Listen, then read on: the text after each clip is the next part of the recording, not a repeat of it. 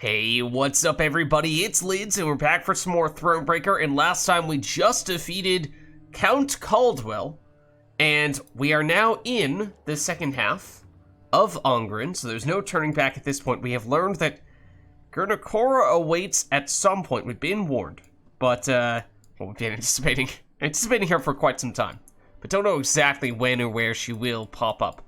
But that is something we need to be wary of for sure, and we don't have any markers on our map at the moment, so I guess we're just heading this way, and we're gonna see what happens here. But we don't really know. The Nilfgaardians are supposedly chasing us a bit. Yeah, that name in the bottom right corner is absolutely the name of the place where we're expecting to find Gernakora, so I mean, I'm kind of assuming we're not gonna immediately run into her. There's gonna be some buildup. We've already had some buildup, though. We've already kind of made enemies with her. Quite a bit. Okay. Might need to take back that statement. Because this... No, we might be about to go straight into an encounter with Gernakora. Okay. Alright. With the path to Isgith hidden from view, Meve proceeded like one blind, moving solely by touch.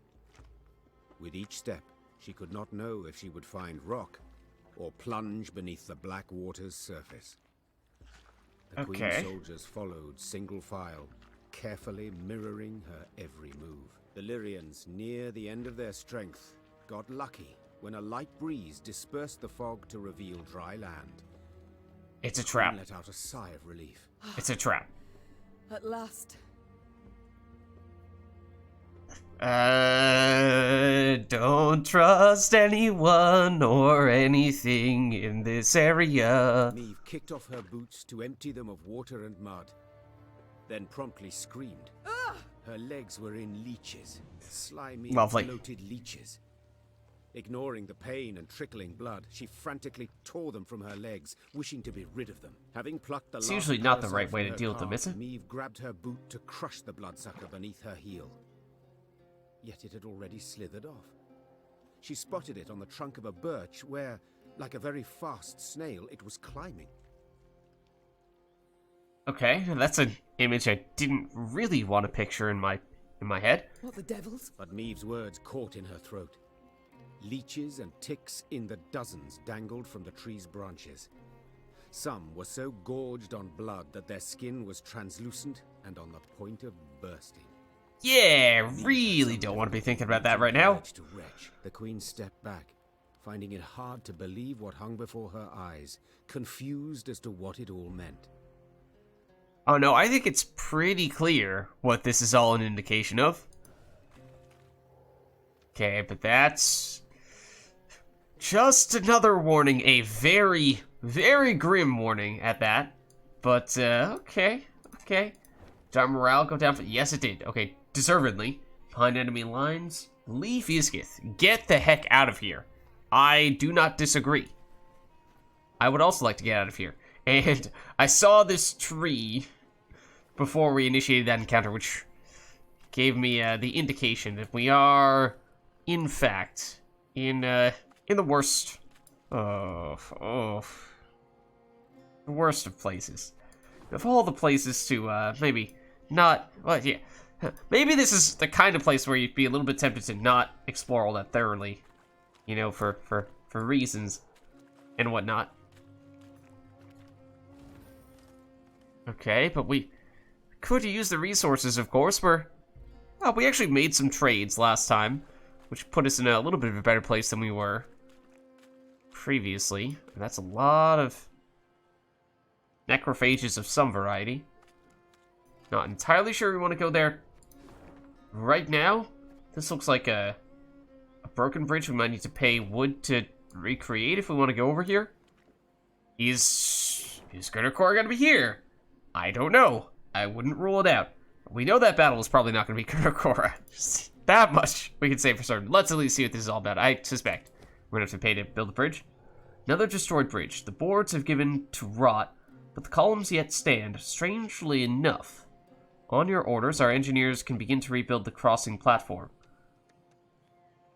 Okay, so usually, in other instances, when we see this type of thing, there is an alternate way around. So this is just a shortcut that we have to pay some resources to use. Just peering at our mini-map, or our full-blown map, for a second, I did not immediately see it. Okay, and we can come back here if we want to on a later occasion if we change our mind, but looking at this. How else does one get here? Oh. I mean, there is a pathway there. Sort of, but then it just goes straight into the woods.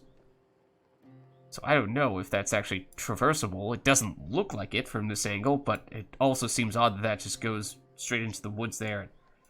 Usually, you'd think the paths would kind of trail off like that, rather than go straight in. So we might need to use that in the future. I'm not really sure. Okay. Also, it'd be kind of nice to get to a shrine at some point, because I do think we could very much use some higher morale. But something tells me we're not going to find one anywhere in this general area. If we win this battle, though, we could set ourselves at least back to neutral. I am a little concerned about how difficult this encounter could be, though, when we are on low morale, but only one way to know for sure. I guess we'll throw ourselves into it. Alright, let's see. Lights in the fog. The fog above the swamp's dark waters began to thicken, enveloping the entire retinue in a milky haze obscuring their path. Fearing disastrous missteps, Meve ordered a halt to the march, yet would not allow a moment of respite to any. She commanded infantry to circle the camp, standing shield to shield. The arbalists kept a watchful eye, sweaty hands tightly gripping at their weapons.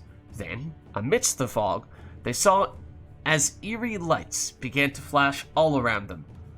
Foglets in the fog. It is a standard battle. Okay, so 3 rounds. It's gonna be tough, I think. But let's see. I'm feeling like this is gonna end up being one of those ones that we've seen in several prior occasions where we know that it exists, but we're gonna need to come back here on a later occasion when we have things like better morale, maybe, hopefully, or, you know, more new cards. It is, of course, only recently that we acquired all the Skellige cards, so we still can benefit greatly from those, and in a 3-round match, they can be even more significant, and the fact that we have a whole lot of them here could be very useful. But before we start diving into too many of those details, let's see what the deal is. Ancient Foglet. Every 4 turns, on turn start, destroy the lowest units. That does not say... That does not distinguish between their own units or our units. So there's a chance that we could end up destroying their units in the process, although we have a bunch of low-power units here, so I'm guessing it's going to end up being our units. That could actually help us if our lowest units are ones that have Death Wish. Which, again, still, these guys would have to go first, but that's kind of interesting. Wait, what else was there, though? Then damage random enemy by the number of the destroyed unit. Oh! Yeah, that can be more than 1 unit if they all have the same amount of power. I think this is all about Skellige. I think this is all about Skellige here. And then replaying those cards with Dogger, and ideally having a bunch of cards that are on different amounts of power so that we do not have our entire board get destroyed on our last turn and score a big fat 0 and lose in the process. So... in which case, I mean, this is also a good combo for the Tainted Ale, although that's not necessarily something that synergizes all that well with the Skellige dudes. And obviously, Isbell is also potentially worth a whole lot as well. So I think we're just spamming Skellige early. But this is only 4 cards, which is not a lot for 1 round. We'd like to be able to play a little bit further than that. So...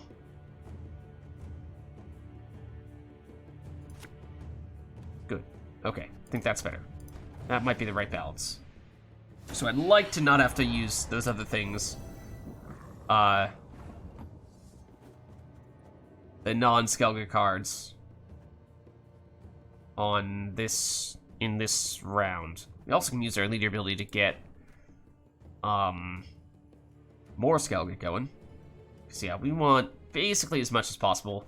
And then our win condition is replaying everything all the time with Dogger. So we can't have Dogger get destroyed, can we? Everyone else is fine, because we can always get them back out with Dogger. But if he's ever the lowest unit, then we're at risk of this activating and getting rid of him. Okay, and this is... we've seen these guys before, right? Well, I'm thinking of the ones that drain every turn. Okay, at least if it's only once, it's not terrible. But, okay, so let's... yes, Dogger doesn't really make much of a difference yet. Not until some of our Skellige stuff gets destroyed. So let's play... I mean, usually we want to play Patricide as quickly as possible, but I think we actually want to deliberately sacrifice these guys quickly. So let's do that? Question mark? That's today the day? And for leader ability, we can put you away and replace you with more Skellige, I think is definitely the answer.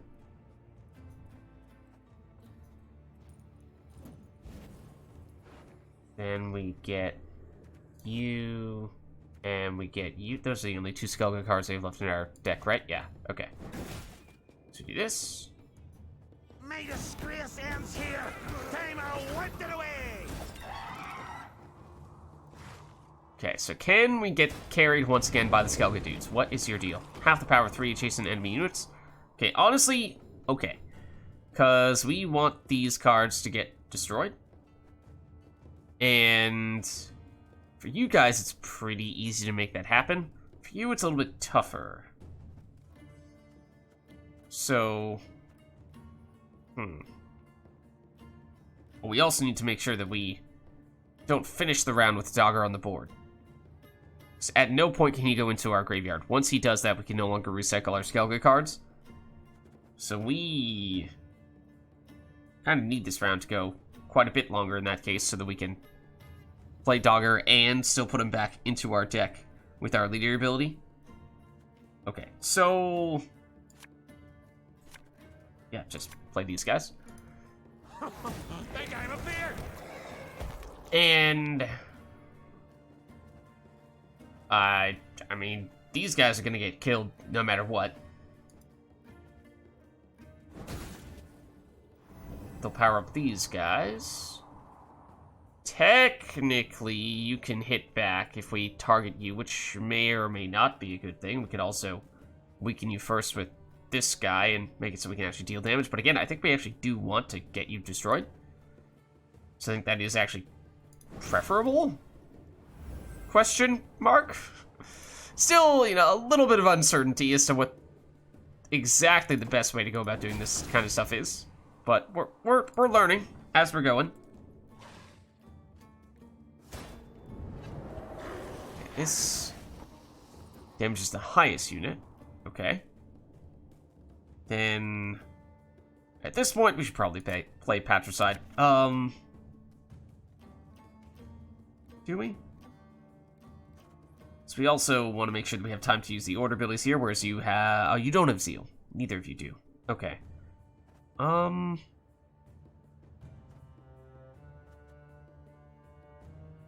Yeah, and you also don't have the Death Wish ability. Guess we'll go here. Don't need no weapon. And on this occasion, we'll actually deal damage to people who can take the damage without absorbing some of it through armor. Oh, that was from their leader ability, right? So we actually want that to destroy the Disgraced Brawlers, just to facilitate our Skellige synergies. Okay, if we turn end, boost up by 2 if Impenetrable Fog is on the battlefield. When this unit's power surpasses 8, spawn a Foglet. And it's a blood-crazed Foglet. What's a normal Foglet, though? I mean, that kind of seems like... oh, you're past 8 power right now, so I assume that is... despite not having exactly the same name, what you refer to. Every turn end, boost self by 2 if Impenetrable Fog is on the battlefield. So unit's power... okay, spawn a copy of itself, basically.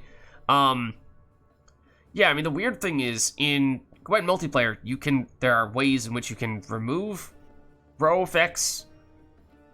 Also, they just aren't permanent, whereas in Thronebreaker, they are. So there's not a lot we can do to stop this from happening, other than just destroying you all together.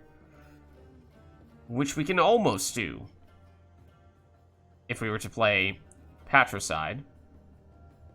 We could definitely do if we went with something like Tainted Ale plus, or rather, Alistair's Thunder plus Disgraced Brawler, which might be preferable, because as much as I do want to play Patricide to get him into our graveyard at the end of the round so we can recycle him with Dogger, that's also not quick enough to prevent you from reaching 8, because you're going to get to 8 on their next turn. So we need to destroy you right now. So I think it's, just double check, this is 3 damage. So yeah, we could do this. And we'll target you with the Alistair's Thunder. Take you out, stop this chain from repeating. So I would like to still try to win round 1. They are obviously in the lead here. Who went first? They did. Okay. Now you have Impenetrable Fog on both rows, which, if we delay long enough, will eventually destroy these guys, or I kind of want you to do that, destroy all these. You know, a little bit of time before we get leader ability back. So we can't play Dogger until we get leader ability back. So if we are to play here, it's getting pretty tricky. Yeah, Isabel's going to get pretty huge. Also, Isabel will need to be very careful she does not get destroyed by their leader ability, because that is something that they could very easily do.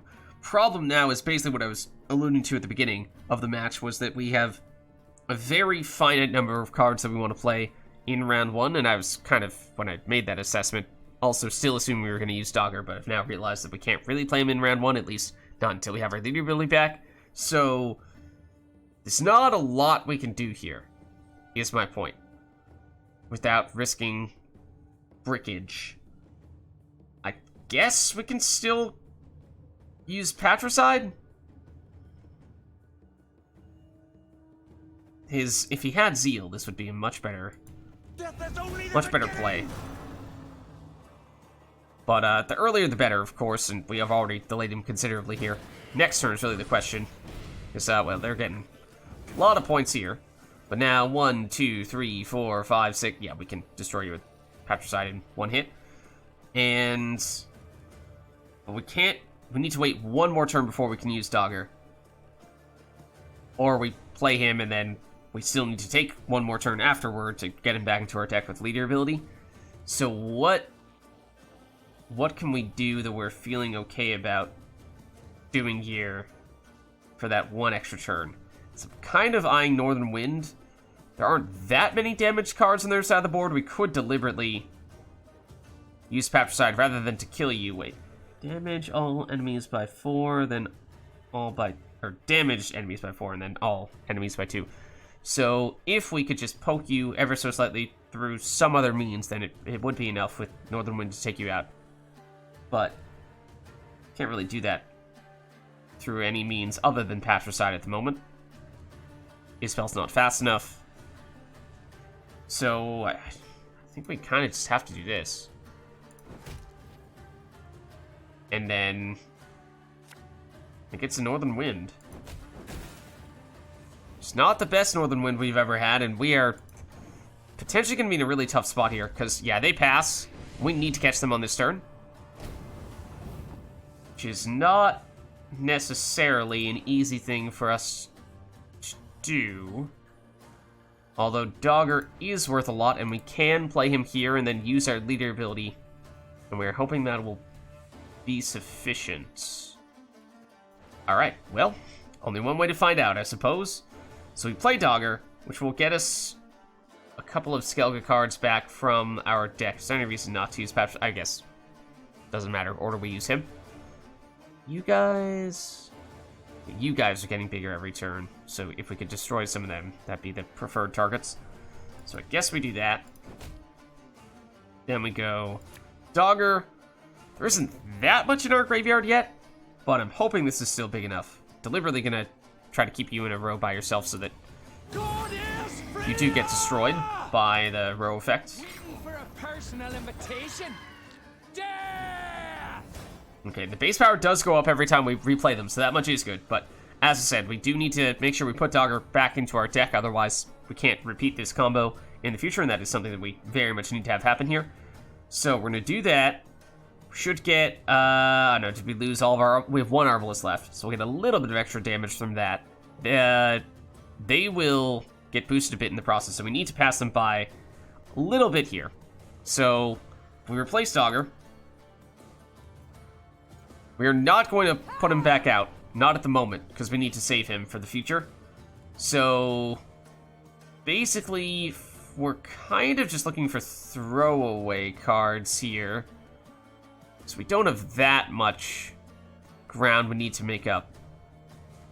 So I'm wondering if, like, even a Footman might not be a terrible idea. What would be our least valuable options? Bomber, obviously this is not the time to be playing one. Alchemist. We could make an Alchemist work. It's potentially a very good card to combine with this combo here that we were saving. I'm leaning toward this and this. The downside is that it's small, and there's a chance that I'm about to make myself look very silly because this is not going to be enough points. So I'm hoping that's not the case, but we will see.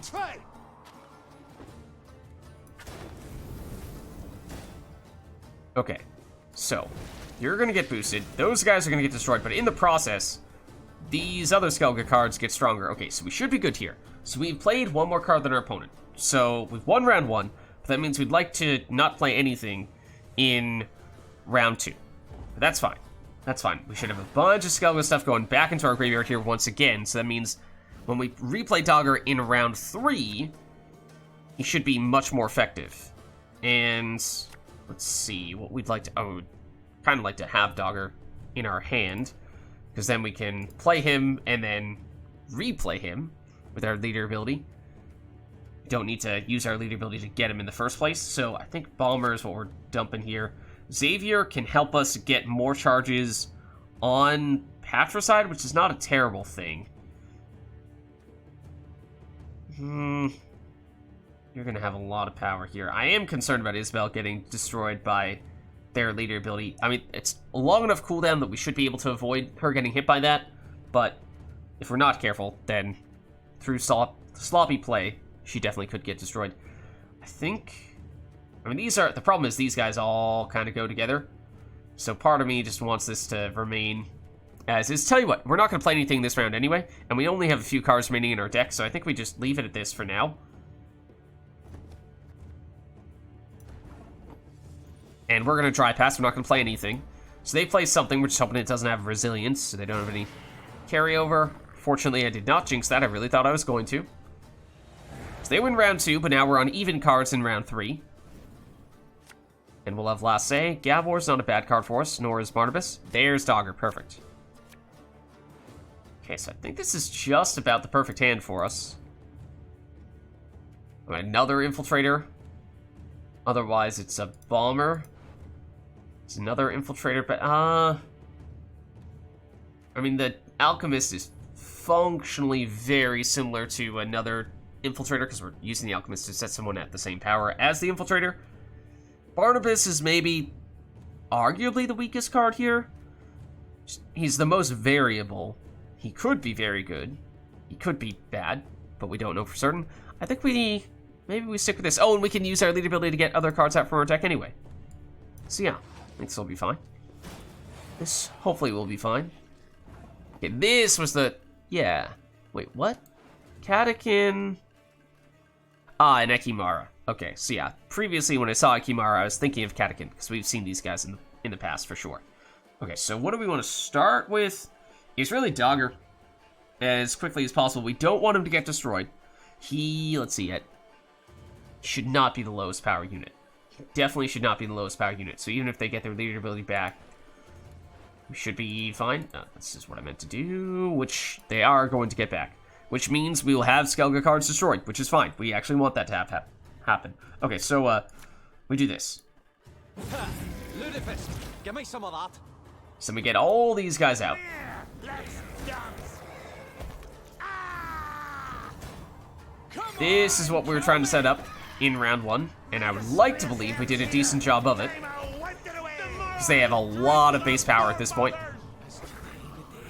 And they're going to destroy these guys on their turn, which will power us up and mean when we get our leader ability back, we should be able to replay Dagger and get reasonable value on it. There we go. Powers up everyone else, which is actually probably a net positive play for us. Okay, the Fog is hitting Dagger. He's the highest unit. That's fine for now. These guys actually can destroy stuff, potentially. Wait, before I say that, let me do some quick math here. So, because the opponent attacks first, and then we attack the opponent. So, for example, if we go for this guy, he's going to hit us for 15... Yeah, no, we're still getting... we're not getting destroyed, but we're getting significantly weakened to the point where you probably become the lowest card, and eventually will get destroyed by their leader ability. I think that's fine. I think that's probably fine. We may want to target you with Gabor, though, who's up to 15 damage now. Yeah. Tell you what, I think we go... Because you're going to get bigger every turn, so we'd kind of like to shut you down as quickly as possible. Although, that does make you a good Tainted Ale target. Oh. This much is true. I think we actually do that then. Yeah. Okay. So that means, and we've questioned ourselves when it comes to this timing-wise before. Infiltrator number 1, then Tainted Ale. Alright, we didn't get a second Infiltrator. Okay. For what it's worth, the Alchemist actually might not be that valuable to us, now that I'm looking at it, because the Skellige cards have had their base power increase so much, it's not as if powering them up is going to make that big of a difference. Really, Isbel and Barnabas will be the key targets there, and the second Alchemist buffing the first Alchemist, or so anyone who's not a Skellige card, basically. Okay, we can make this work. We can make this work. So let's go... I mean, technically, the longer we wait, though, the more chance this guy has to get powered up. Yeah, but if not these guys, then it's all the other stuff that we want to use these guys to help power up and make less vulnerable anyway. So let's do this. Let's make sure I put you on the right side. You to the right? Yeah. We got a job to do. So then we're going to have to do this next turn. But that means we should hit you. And... you guys are going to live if we do this. Unless we wait until our next turn when we use this on you. Then you will not live, and that should actually be beneficial. Whereas for these guys, you're not going to get killed by this anyway. Or this guy specifically. He's not going to get killed by it anyway. So let's do this. Oh, right, but we do have to hit 2 enemies. Let's wait on you as well then. We can do this though. We can do that. Okay, these Skellige guys, they're interesting. They are fun, but they are chaotic. And you're also getting boosted every turn, but this one obviously had a head start. So now we need to do this. We need to do Tainted Ale. And we use this to boost you up, which means you're going to get much bigger. And that also means that now this should work, attacking you here. And we have leader ability back as well. Okay, so that's probably pretty good timing in that case. So we are about to lose these guys and replay them and get more powerful in the process. So we do this. Shouldn't matter. Yeah, both of them should get destroyed still. So that helps us there. This should help us here. Okay, and then for you, now we have 2 targets that we are okay with hitting. So we do this. And we can, let's see. Should probably try to go after you since we're not basing our power off you. We are choosing you instead. So you are actually something we want to destroy. So now we replay Dagger with our leader ability and we get back the guys who are just continuing to get bigger. Not sure if we're going to have time for a final Dagger, but ooh. Yeah. We can get the other infiltrator going right now. Or the bomber, but I think we prioritize infiltrator, given how we have a very short window to make that happen.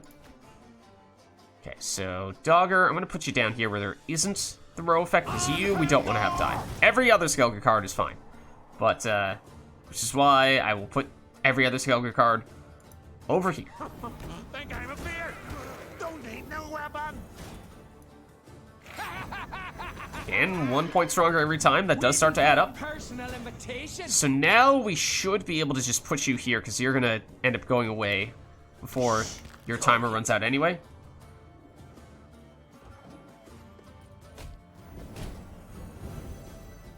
Okay, you end up over there. We want to put somebody small next to you. What's your deal? There's a unit on the opposite row. Destroy one with the highest power. Wait, what? Destroy one with the highest power and self. Right now, that would be you. Ooh. I don't like that. I don't like... We can technically destroy... Like that, there's serious potential there. If it were one of the other Skellige cards that we actually want to have destroyed, that'd be great. But unfortunately, it's not the case. So this might have to be Gabor turn, destroy you. Otherwise, yeah. Right, because we already got back Infiltrator number 1, we're gonna get Infiltrator number 2 back. Yeah. Yeah, okay. So, and honestly, Patricide, what, 1, 2, 3, 4, 5, obviously, single, it's not enough by itself. But we could hit you with Patricide and then use the leftover damage on Gabor and someone else. Maybe that's the way to go. Let's put Gabor next to the Infiltrator, set up for the Alchemist, 7 units power equals the unit on its left. So that means we want Gabor to the right of you. So we go here. You sure about that? Damage. Oh, and yeah, I guess yeah, either way. Just do that and hit either one of you. Neither. Technically should have been you. Right, forgot. You're an engine still. You are not. Okay. However, we can do some of this and some of that. And next turn, we should still be able to destroy you. Probably. Depending on how many units they get. And then this guy, both of these guys, we can still sacrifice to the Catechin. It's our last turn to really make that happen, but lots of stuff that gets boosted in the process from that. And not sure if we're going to have just barely enough time to get Dogger back or not. We'll see.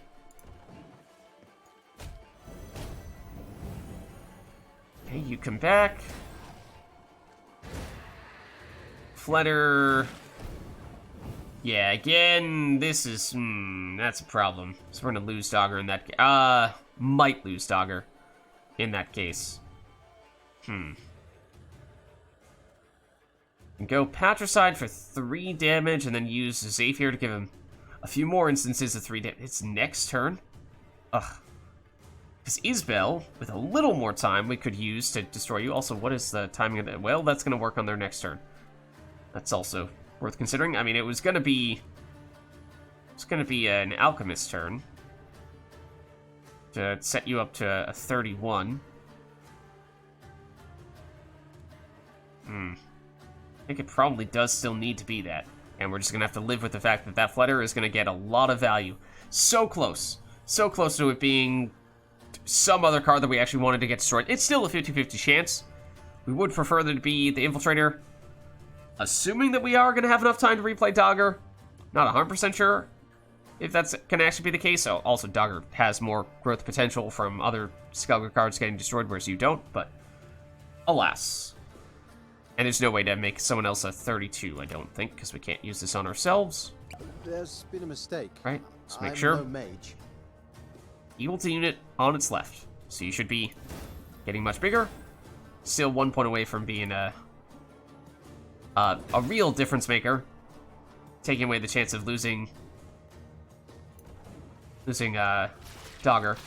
Okay, fine. We kept Dogger. I think that is ideal. Oh, didn't really want you to get destroyed though, because I mean we will still have a chance to play someone else over here to be the other Alchemist recipient. You're also, or no, you did your thing once. I mean, these it's just me, or does the art for these look super similar and confusing? Like, obviously I played multiplayer Gwent, and generally these things go hand in hand, but alas. Anyway. Okay, so 2 damage, give you a couple of extra charges from Xavier, and that is enough to destroy you for what it's worth on this turn, so I guess we do that right now. As ordered. And you can be an alchemist target on our next turn, although Isabel is really the card that we very much like to protect more than anything there. So now it's this, it's that, and it's that. Could we have gotten more value out of it? Potentially. Just because there aren't that many units on their side of the board right now. But at the same time, that was a card that was going to continue to generate value. And we've done a pretty good job of destroying stuff. That was painful. Especially because we were about to use this. And it is now half as valuable as it once was. Unless we go in, what is your timer here? This, I think, is the turn where we use Isabel. And we can sneak her in next to this Disgrace Brawler, ideally. That's a lot of damage. Wow. Oh, interesting. Yeah, it's not just based on the damage they've dealt us, but it is, I think, also the damage we've dealt to ourselves, which obviously, with all the Skellige guys, has been huge. So we have last say. If we can wait to use Isabel on our last turn, we should be able to remove every single point they have with Isabel. So I am looking forward to that. But I think we do still play Isabel in between these two, and just make sure we get the positioning right again. Set power equal to unit on its left. Put you here. Make love, not war. Now, I guess either one. Not going to break through the armor either way. Okay, we want Isabel to survive. It's kind of scary, but now we should be able to get her much stronger with the Alchemist. Greetings. There we go. What So is now she should be much less susceptible. Ideally, we would wait one more turn before using her, though. So let's just hit you and call it a turn there. And I think we are getting leader ability back as well. Okay, also painful, but also does technically make Isabel stronger, and she did survive. So that's cool. Okay, so we've already won. That much is clear. But we have to flex at this point, obviously. And just test out how good these Skellige cards really are, because, I mean, they've been impressive, for sure. So we do this. And we use leader ability. And we will play, I think it's going to be that Bomber, and then we're going to replay Dogger from deck, because we'll obviously put him back into our deck. He's also 32 base power at this point. He's been damaged a lot. But don't let that fool you. His base power is 32. And we do, I thought we had some of our Skellige guys. Oh, yes, we definitely do have some of our Skellige guys in our graveyard, because here they are now. Won't have time to use their order abilities, but at this point, they're just mostly point slams, so not a huge deal. I don't think we'll have time to actually benefit from this fire, but that's fine. That's fine. It is, it's mostly here just because you are the only other unit remaining in our deck. Now, we finished with Barnabas, and obviously Isabel as well. Let's see what we can get here. Give unit 8 armor. Something tells me drawing 2 units from our deck is not going to be the most effective strategy. Yeah, so this is looking like kind of a dud of Barnabas here, but again, it doesn't really matter. Sure, we'll give the immunity to some, but technically you should not do it to Dogger, because that would prevent us from using our leader ability on him in the future. So, you know, just somebody, basically. Okay, and this is the fun part. 289 damage from Isabel, and they have 65 points on their side of the board, so everything should be destroyed several times over. Bye-bye. Alright, as it turns out, this encounter, and maybe it was usually something that'd be kind of challenging, not with the Skellige guys. Not when combined with Isbel. Because, wow. Did we have Isbel in the previous match in which we used all the Skellige guys? Because that combo was pretty ridiculous. And I'm not sure that we realized until just then that the Skellige dude's self-damage does, in fact, still affect Isbel. I'm a fan. Okay, there is also this question mark here. A man on a broken down shack with the flamey, fiery red leeches. Lids, it's not fire, it's blood. Yeah, look, I don't want to think about it, okay? What is this? So we were on low morale. That's the other thing. That was low morale, that previous fight. Now we're on neutral morale after finishing it, but what is the deal here? Milady, in the cottage, we found a wooden figure carved to your likeness. I do not like the sound of that. There's a noose around its neck and a knife in its back. It's deeply troubled the men, and is deeply troubling me. They say you've been cursed. That's Death's shadow. Death's shadow looms over you. Let them say what they will. We've no time for this. We must ride on and lower our morale.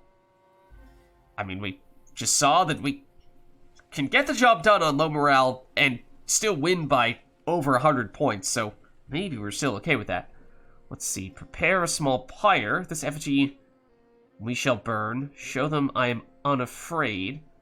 Lower our wood by 100. We're at 3,157. But raise our morale. I suspect this may be our only opportunity to actually increase our morale here. I'm getting the feeling this is just a place that is absolutely full of dread. Increase their pay. I find that typically helps morale. Costs 200 gold and raises morale. That's definitely the worst deal here, because gold is usually more valuable than wood. So for that to cost us more gold than it does wood is not a bargain we should be making. This is mostly a question of, are we willing to part way with 100 wood to not only avoid lowering our morale, but actually increase it? And I'll be honest, I'm actually thinking, although we have enough wood that losing 100 is not a huge deal, the fact that we were able to power through that previous match as convincingly as we did makes me feel like perhaps we don't need high morale right now, and if we can power through one more match on low morale, we'll at least be back to neutral once again. Now, if we're about to run into Gurna Korra herself, and with no opportunity to bump up our morale in between, then we might be in trouble. But I think we actually go this route. Take our chances on it. Are we tempting fate? Yes. Yes, absolutely. No doubt. But, I mean, you saw that previous match. That was pretty decent, it seemed like.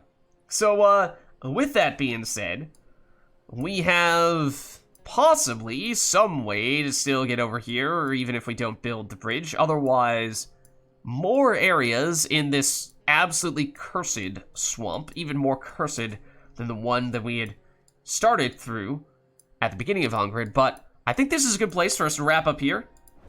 And hopefully, that type of convincing win is a sign of more good things to come, and less so the whole Meve with a voodoo doll of her and a noose around her neck and a like knife in her back and all that stuff. Yeah, less of that stuff, preferably. Although, as I said, something tells me that may just be the beginning of a whole lot more of that type of thing. But thank you all for watching. Hope you enjoyed the video, and I'll catch you next time.